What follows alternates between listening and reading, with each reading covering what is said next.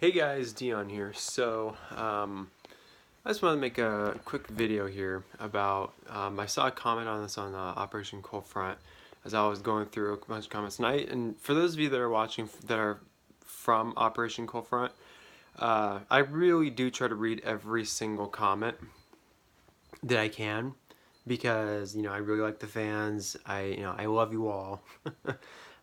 So I really do try to read through every single comment, but I will say that if your comment is like just terrible grammar, unreadable grammar, and just totally misspelled words that I can't decipher, I'm just not going to read it. So in that case, I'm not going to read through every single comment, but I really do try to read through every single comment. 3,000 comments is not easy to get through, which is why I'm up at 2:30 in the morning, and I have to be up at 6:30. Or no, 6 a.m., sorry. And I'm not even tired yet, so that's the scary part. But I just wanted to make another quick video about, and I saw a comment on this, about PC culture and how that's totally destroyed a diversity of free speech. And this is scary to me because PC has started a long time ago. I don't remember exactly when it started, but my mom has always talked about this. It's like, well, yeah, it started back in the '80s, but it wasn't nearly as bad as was today as it is today. And I would kind of agree with that because I actually, a lot of my friends are from the '80s, and they said, yeah, you could say anything. It didn't really matter, but you couldn't say certain words that were considered homophobic or whatever else. So it started really pushing in the hippie era, 60s, 70s, 80s, and still nobody really cared. But starting, I don't know, in like the 2000s, and I'm starting to remember this because I was in, I don't know, first or second grade in 2000 or 2001, I think. And I just remember just being taught this as a kid about, but we didn't call it PC back then. We just called it not being a jerk, which, cool, but it was this leftist stupid agenda. And I realized after a while, after I turned 20 maybe, that it was being pushed on us ever since we started school. And yeah, it was pretty bad. So I just remember going through school, you can't say this, can't say that, can't say this, can't say that, can't do this, can't do that. Certain costumes are offensive for Halloween. Certain things are offensive. The blah blah blah blah blah blah blah blah blah. And it was just like, oh my god.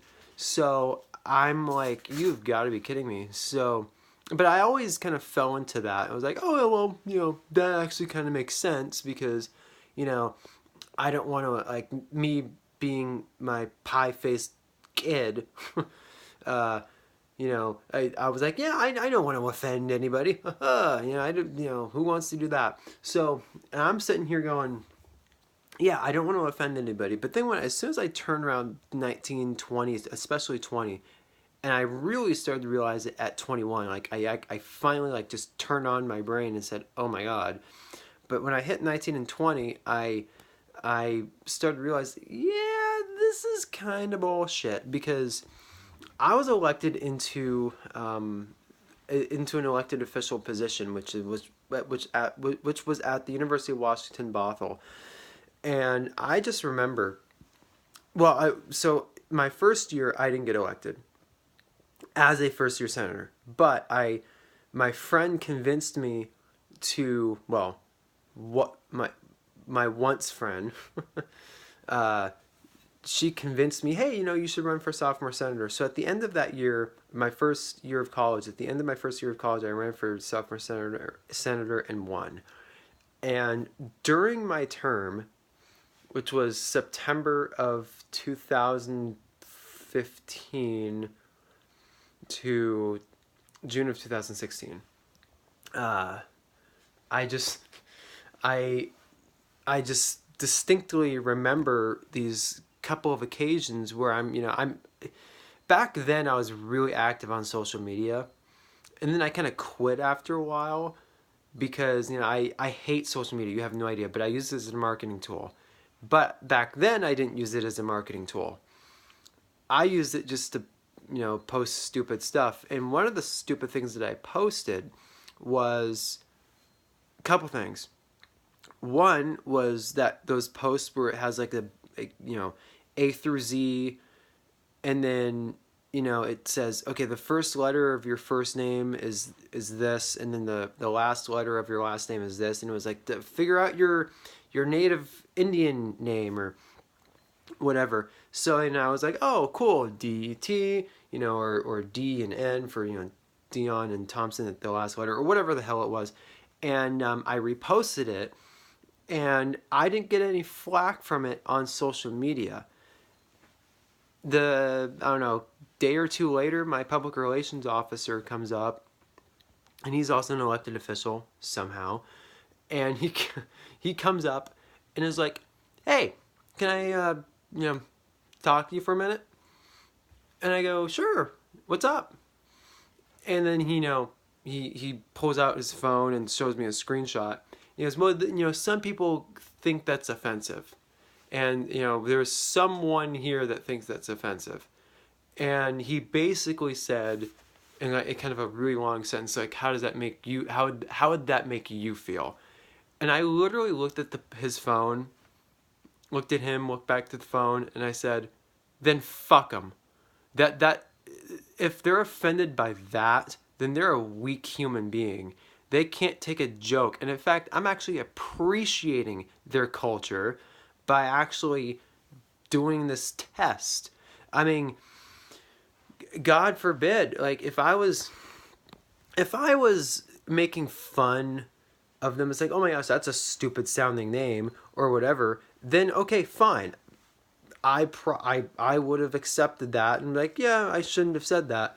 But I was appreciating these people's culture and a native Indian culture, and then I get a oh, you're appropriating my culture. No, I'm appreciating your culture, and I'm so sick of these intolerant idiots that say, well, you can't do that. Like, come on.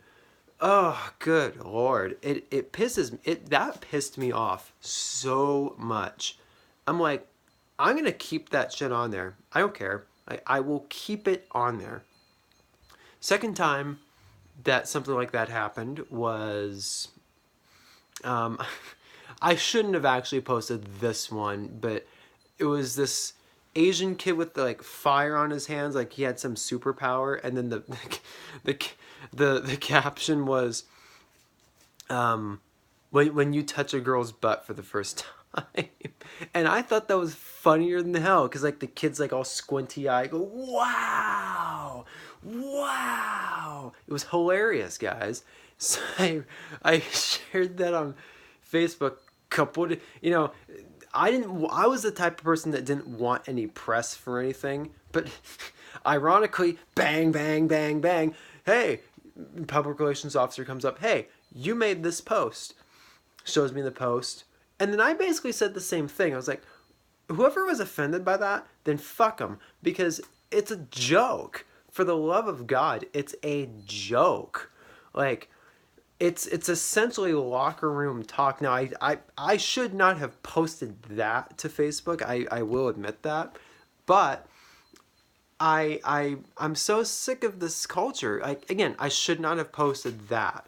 But at the same time, it was satire for a reason. Like, if it said something actually sexist, like all women are just all women are rapists, for example, then I'd be like, okay, yeah, I really shouldn't have posted that. I've never posted anything like that, but it's like, dude, it's a joke, because I talk to a lot of successful people, multimillionaires, and they say that when they're, and this is going to sound kind of weird, but when their wives were working at their jobs before they became millionaires, they would always go around at lunch with their little girlfriends and have a little wine and all that kind of stuff and giggle and laugh with their friends, essentially locker room talk for women. And men do the same thing when they go out and have a beer. Like, like men go out and get a beer and have this kind of locker room talk. I don't care if you're the most faithful, married, religious person in the world. I don't care. You have this type of locker room talk at some point in your life. Women do as well. In fact, I would probably say, and I've had some locker room talk with women before, because I can talk about anything with anybody. Like women will literally just talk about like, like I hope she has the worst period or something like that, or like some of my best girlfriends are like, hey, I go like, hey, you're into white dudes, like, what do you think of him? And then they'll go like, oh man, I'd hop on that dick. And so women have locker room talk too, but only men get shit for it, which pisses me off. And that's why I'm so against this PC culture, because I really started to realize it once I became an elected official. It is so bad. Like, you can't say anything. Oh my God. Like, George Carlin couldn't have said it. Excuse me, George Carlin couldn't have said it any better. Oh, you don't have any more homeless people. You have economically disadvantaged people, or you have economically disadvantaged citizens that occupy substandard housing in the inner cities. Like, they're not homeless. Like, and then George Carlin also says you have no more old people, or you have no more deaf people. Visually impaired or hearing impaired or whatever it is, right? So, you can't say anything. In fact, actually,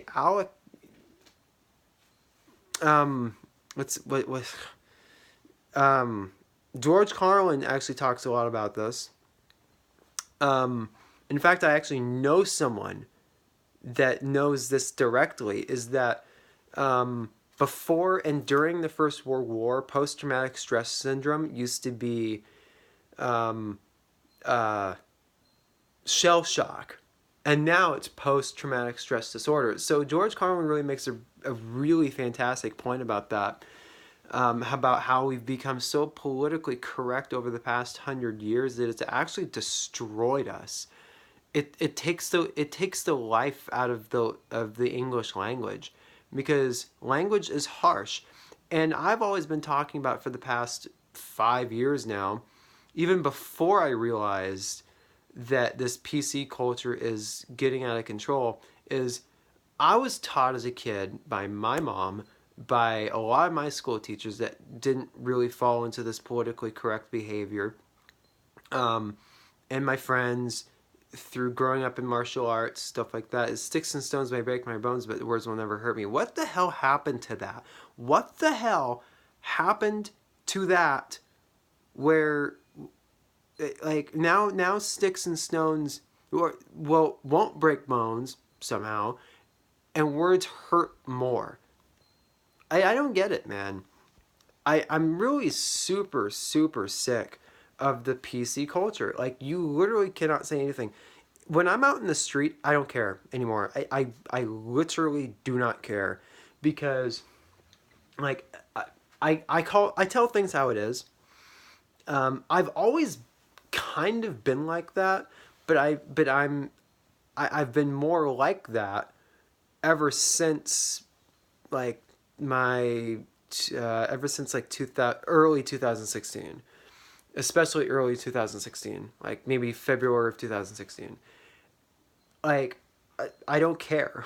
Like, I don't care if it sounds misogynistic. Look, there's a big difference. Like, when Donald Trump was getting crap for calling Stormy Daniels horseface, everyone was saying, well, that's misogynist, that's sexist towards women. It's like, well, no. He's calling her horseface, which still shouldn't be doing that. But he's calling her horseface, not all women horseface. There's a big difference. So I can't stand this politically correct culture. Even liberals have, I mean, I've talked to so many liberals about this, and even they agree. You know, like even my most hardcore liberal friends are like, yeah, we hate the politically correct culture. So yeah, it's just unbearable. And that's another reason why I think I'm conservative is because I just kind of reject this PC nonsense. And yeah, so that, I mean, again, it's a little bit of a rant. It's a longer video, but I think it's a topic that really needs to get talked about because um, if we keep going down this path of politically correct, then then then the left, especially the left, as I've noticed in the last couple years, will will justify silencing people, like throwing people in jail, fining people, um, you know, making certain things illegal to say, or it's not even illegal. What certain people have to say, and it's starting to happen in schools because it, you know, they're putting it in their school's policy, which is illegal. But as soon as it becomes a law, that's a different story. That's when it's going to get really screwed up, guys. Really screwed up. So, anyways, this is Dion at Dose of Dion. Make sure you hit that like and share the video, and also hit the bell notification if you want to see more of what I do. So, anyways, also the transracial video just came out. You guys should go check that out on Operation Cold Front. It is a fantastic video. I loved that video. So, anyways, hope you're all doing well, and I'll talk to you guys soon. Cheers.